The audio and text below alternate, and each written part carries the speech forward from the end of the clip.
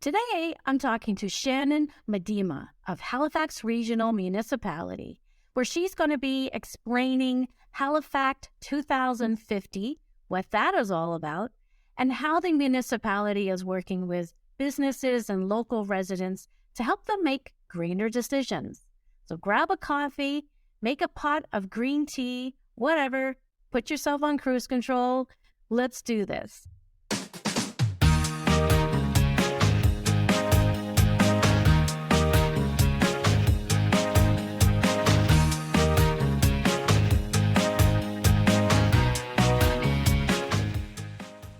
Hi, everyone. I'm here with Shannon Miedema.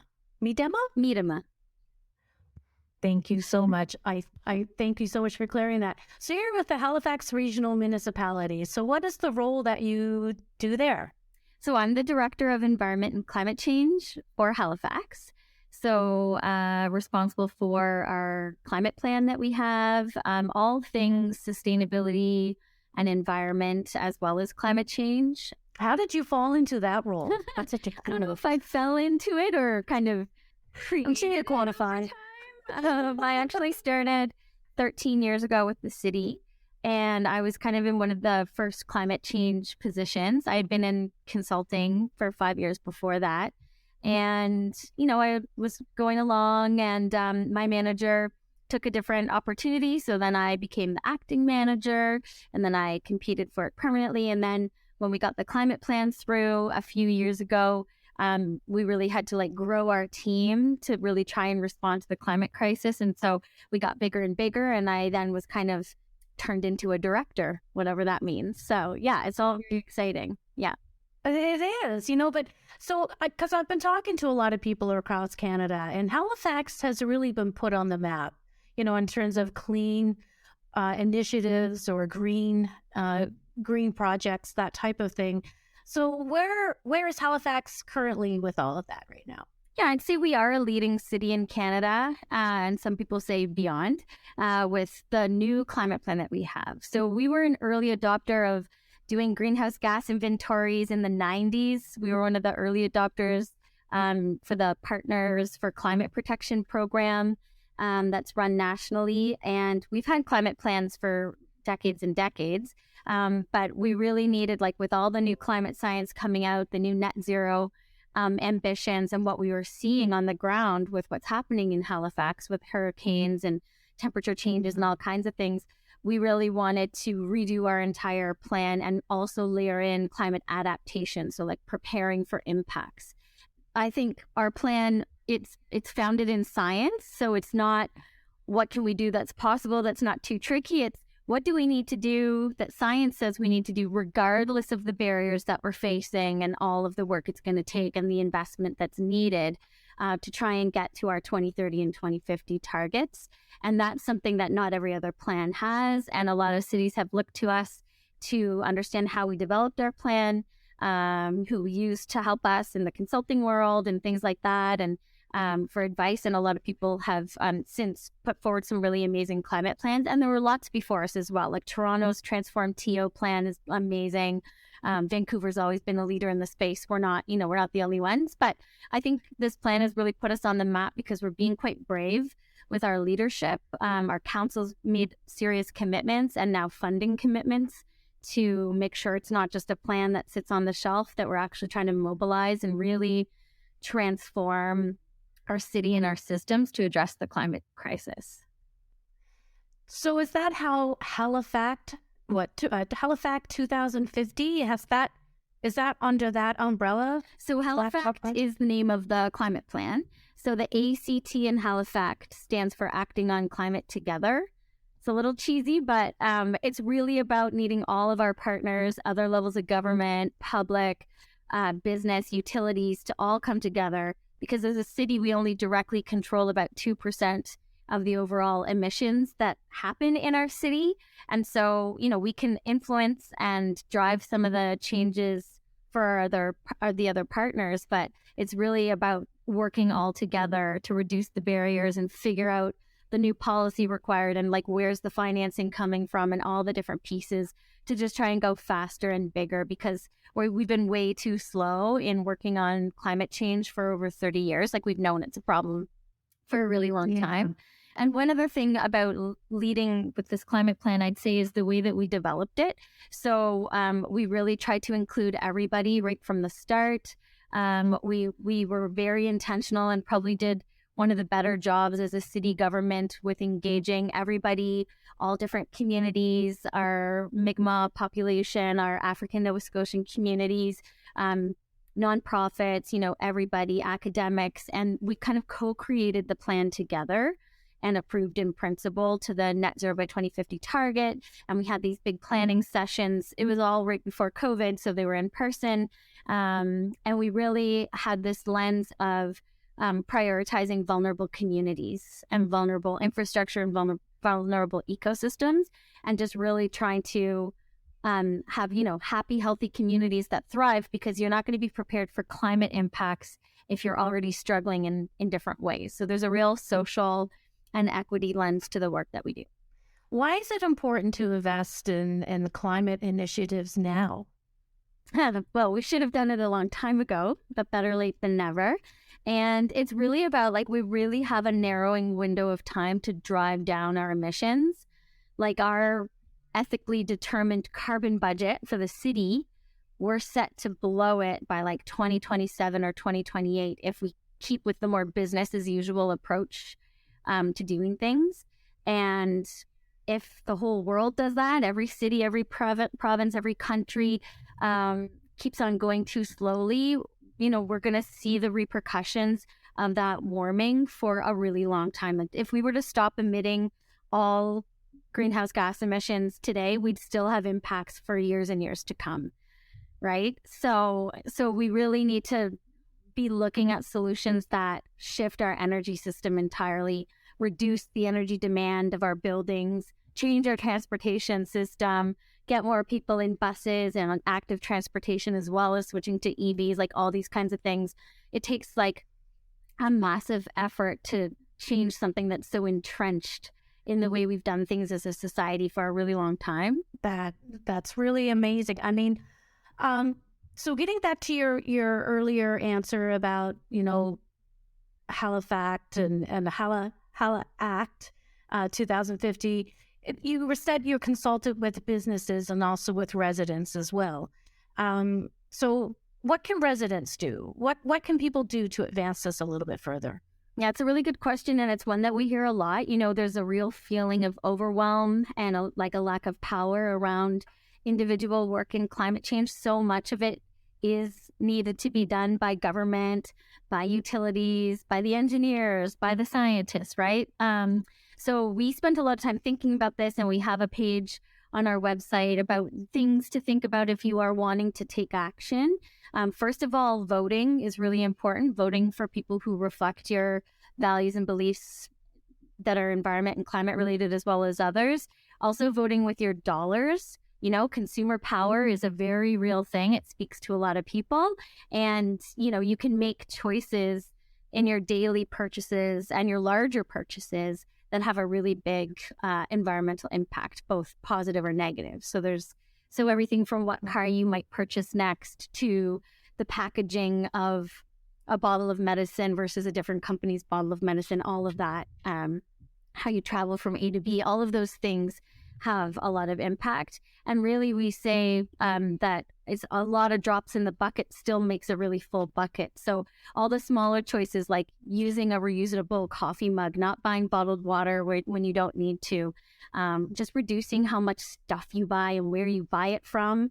Is it coming from overseas? Because there's a lot of emissions related to transportation of goods. All of those things, it's like those little things in your daily life, like, okay, what could I change that would make me feel like I'm doing something that's not too uncomfortable for me? Like, what's a good step? And then once that feels good, maybe you want to take another step. The food you purchase, really climate is everywhere. It's really about like a healthy planet. And so there's a lot that can be done. Also volunteering or diving in on a project and just thinking about climate in your job, whatever your job may be, because there's climate considerations really across all jobs.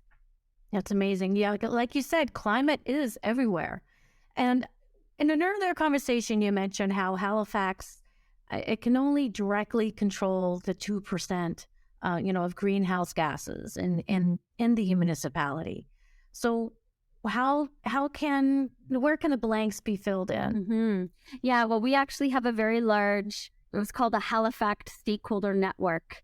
It's a group of people, it's over 100 organizations that came together to create the plan. We've kept that alive, and we meet every 3 or 4 months, and we try and drive action, amongst ourselves. We update each other on important, new pieces of policy or funding opportunities, new things that are happening, both locally all the way to internationally. And we've trained people in that network in the collective impact approach to trying to do climate change work. So really trying to work in these faster planning cycles and think beyond long-term planning that doesn't really work because everything's changing so quickly in the climate space, lots of new tech advances and policy changes and things like that, right? So we're trying to figure out how to best foster that network for change. And we talk about, shared accountability and responsibility, not just internal with all the different departments of HRM, of the municipality itself, but also accountability of others, of other levels of government, of the private sector and things like that. And we have a lot of different things on the go. One really exciting one is we just got a bunch of CEOs of major organizations and employers in the city to co-create this climate action charter with us. And we did it with the Halifax Partnership. It's actually an action in the economic strategy, the new inclusive economic strategy that we have for the city. It's a 5-year plan. And one of the actions was to develop this CEO charter similar to the public safety charter that we have in the province that puts people before profits. So there was Don Bureau of NSCC had this great idea hey, why don't we think about a charter for climate? And there's 10 kind of statements in it. And, there were utilities signing on, academic institutions, businesses, all kinds of really influential people in our city signing on that they're going to go a bit further with climate. They're going to think about these 10 statements and try and drive climate action within their businesses. And it's all different sizes of businesses, different types of work. And then the partnership and the city are going to support that network of CEOs that are going to do that, because we really need the private sector to play a big role in this too. So we're just trying to get into every little nook and cranny. We're running an education campaign in all of our libraries right now about climate change and trying to hear from people on what they have questions about, what they're concerned about, what they would like to see from the city to move forward. So we've got a lot. We're doing grants, these little climate action challenges where community groups get small grants and they get training to move their climate ideas forward, all kinds of things. Oh, that's awesome. And it has to start somewhere. It all has to begin. And so another question is about the Solar City program you mentioned earlier, the retrofits for existing buildings, that sort of thing. Where is that all right now? Mm-hmm. Yeah, so our Solar City program is pretty well known across the residents of Halifax now, and it's been going for quite a number of years. We've loaned about $20 million to homeowners and some places of worship and nonprofits. That's who we're allowed to kind of loan money to install solar systems on their buildings. And we've been working for the last year plus on how to take that program and all that we've learned and the successes we have with it and kind of turn it into or add on so that it can become a deep energy retrofit program for community, and really all to address the retrofitting of all buildings, because the single biggest opportunity in Halifax from a greenhouse gas perspective is to retrofit the buildings that we have today to reduce the energy demand. So we have a goal of retrofitting them all by 2040, which is really ambitious. And this program is intended to help spur that, right? Where you reduce the energy demand on average by half, by about 50% in any building that you go into. You put renewables on, like solar panels, if it makes sense, And also we're looking at resiliency to climate impact. So is this building at risk of flooding? Is there something we could do to prevent, flooding from heavy rainfall, things like that? So we've done a third-party financing study to think about actually getting the money to be loaned to these building owners by a private financial institution like a bank or a credit union. And we've got some other kind of pieces being done right now to help inform what this program looks like. What about electric fleets? I mean, there's their transportation, there are buses.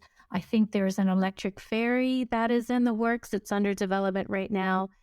Of course, there's the infrastructure that has to support all of that. So where is the municipality in that? Yeah, our council adopted our electric vehicle strategy for the city just over a year ago. And it deals with our corporate fleet. So we have about, 300 some vehicles, police cars, fire trucks, all the... I guess this strategy is just for light duty fleet. So sorry, not the fire trucks, but some of the fire vehicles that go to emergencies, like the supervisor vehicles and police cars, and then, all the kind of bylaw enforcement vehicles, all those things. So we have a plan to fully convert all of them to being electric by 2030. And the costs and benefits of doing that, there's actually a financial bonus to doing that over time. It actually should save the city money. And then there's another piece to the strategy on the charging infrastructure. And we have just launched an RFP for actually getting a bunch of public chargers installed across the city to have a really connected network of chargers, because we don't want people waiting in line for charging. We don't want people to have to drive out of their way for charging.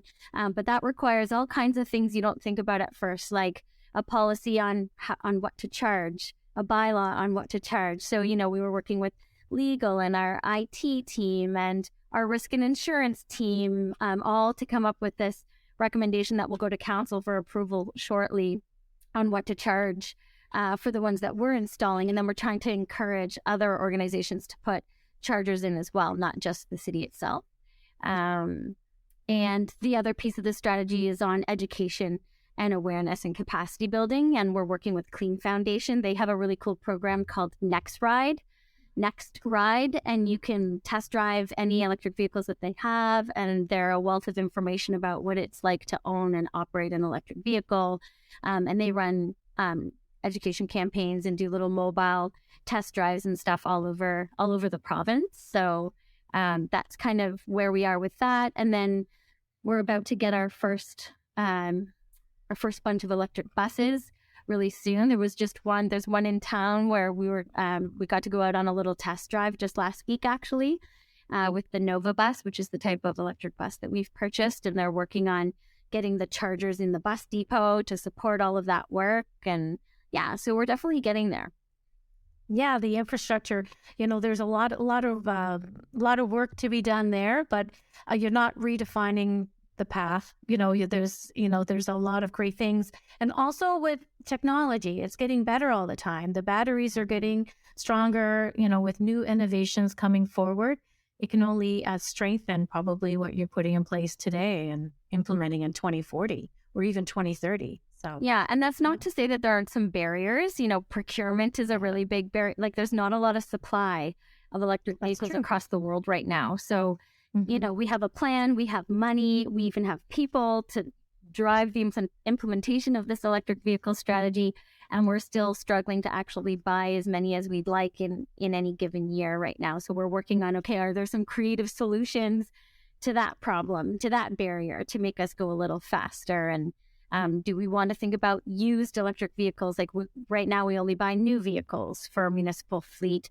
Would it make sense to consider something like that? And or maybe some bulk procurement contract where we actually get together with like all of Atlantic Canada to have more buying power, because we're kind of a small market here. There might be a role for the federal government to change policy so that you actually have to share across the provinces and territories and things like that. So we're working on those pieces too. That's really great. So Shannon, and final words, what are the next projects? What do you have upcoming in the next 6 months or to a year? What are you working on? Yeah, we have a lot. There's 46 actions in the plan, and they're all like 30-year-long actions. So I could talk to you for days, but on some stuff that I didn't cover yet, we're really excited about some flood hazard mapping work that we're doing. So we took the latest international climate science and we updated our extreme water levels for all of our boundary of HRM. And we're doing flood risk mapping for all of the coast as well as along our rivers, like for our whole municipality. We updated we had LiDAR flown to have a really updated and full digital elevation model, which is a lot. That's jargony, but it's kind of what you need so that you can actually layer the risks, spatially and see like, okay, where are vulnerable areas? What piece of infrastructure is most at risk? And at the same time, we're working with emergency management on doing an inventory of all of our critical infrastructure. And so the federal government defines critical infrastructure as not just roads and bridges and evacuation routes, but also shelters and telecommunications and things like that. So what is critical in our city? What are the risks to those critical infrastructures? And then building plans around, okay, how can we make that piece more resilient, or is it coming up for renewal soon? Can we make it more climate smart? And we have some money as part of our capital plan for doing this climate work set aside for those types of bigger infrastructure projects. It's amazing. Happy about that. I bet. I mean, there's a lot of work to be done, and there's a lot of energy and enthusiasm, which is great to see for the municipality. And it's wonderful to see how Halifax, strong and mighty, and small, is really making an impact across Canada. It's great to see. Thank you. Well, Shannon, thank you so much for joining me today. And, come back for a future episode. And, it was great to have a conversation. And, if anybody listening in has any questions or anything, drop us a line and we will make sure that, we'll send it through to you, Shannon, to answer, because we're really just, the go-between person. And, but yeah, thanks a lot for your time today. It was great to talk. My pleasure. Thank you, Maria. Well, there you have it. That was Shannon Miedema of Halifax Regional Municipality. So happy to chat with her. You can just imagine the energy in the room when she walks in. And I'm so happy that she's leading the climate actions in Halifax. Thanks again. So if you have any questions for Shannon, like we said earlier, drop me a line, podcast@sociablemedia.co. And if you have any questions, I'll forward them through to Shannon and we'll keep the conversation going. So have a great day. Thanks for listening in. I'm Maria McGowan.